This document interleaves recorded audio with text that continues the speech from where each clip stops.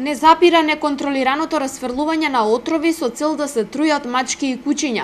Велешанецот Маријан Крстевски деновиве ги загубил своите миленичиња кои пред повеќе од една година ги вдомил од улица.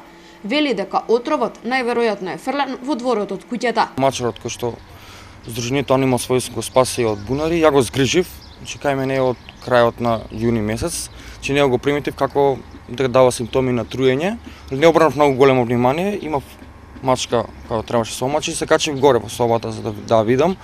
И во тој момент и он се качи по мене и почна да прави некои гестови на труење, одма реагирав на него, нели.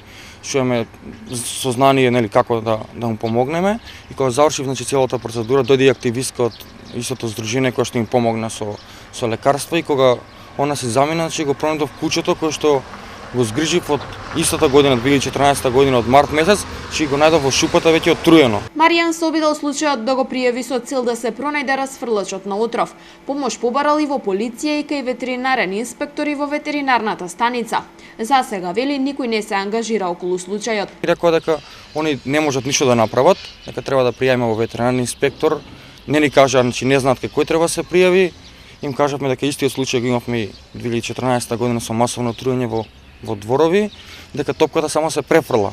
Полиција, ветеринарен инспектор, ветеринарна во круки, дека тоа не било кривично дело, дека требало да имаме сведоци некој да го видел трујачот. Маријан не се соочува со ваков случај за прв пат. Вели дека досега неколку негови миленици биле жртви на неконтролирано расфрлување на отрови.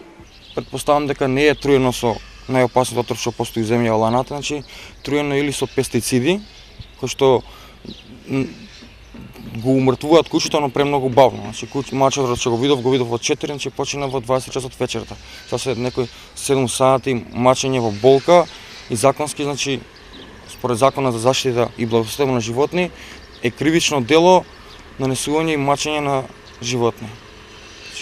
И ако сум женет, имам дете, детето ништо не разбира, ќе фати, ќе касне, апелирам и до полиција и до секој еден надлежен орган што е во држава, да превземат мерки да едноставно тие заштитни средства што ги продаваат за заштита на земјоделските производи, да се продаваат со дозвола. Љубителите на животните апелираат надлежните да обрнат повеќе внимание на неконтролираното расфрлување на отрови, особено во парковите каде играат мали деца, а со цел да се трујат бездомните животни. Проблемот со бездомните животни, велат, може и треба да се реши со хуман третман и лоцирање на граѓаните кои ги оставаат на улица своите миленици.